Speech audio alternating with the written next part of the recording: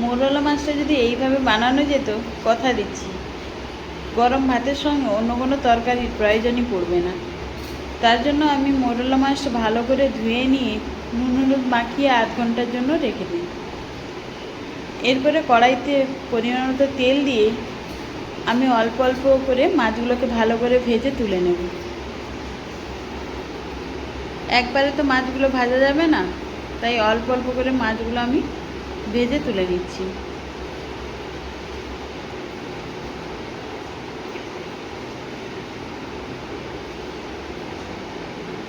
সব মাছগুলো ভাজা হয়ে গেছে। নামিয়ে নেওয়ার পরে কড়াইতে অল্প পরিমাণে তেল দিয়ে দেবো লম্বা লম্বা করে কেটে রাখা বেগুন।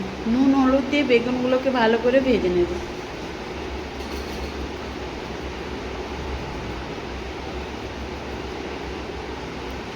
সুন্দরভাবে বেগুনটা ভাজা হয়ে গেছে, এবার আমি নামিয়ে নেব। আবারও বেশ কিছুটা পরিমাণে তেল দিয়ে দেবো।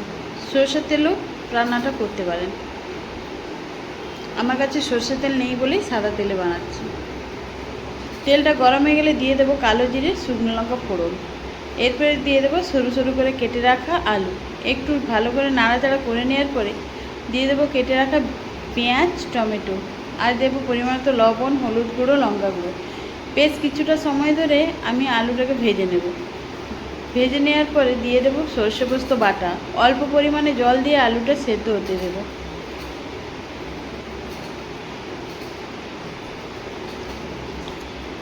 আলুটা সেদ্ধ হয়ে গেলেই দিয়ে দেবো ভেজে রাখা বেগুন আর মৌরলা মাছ।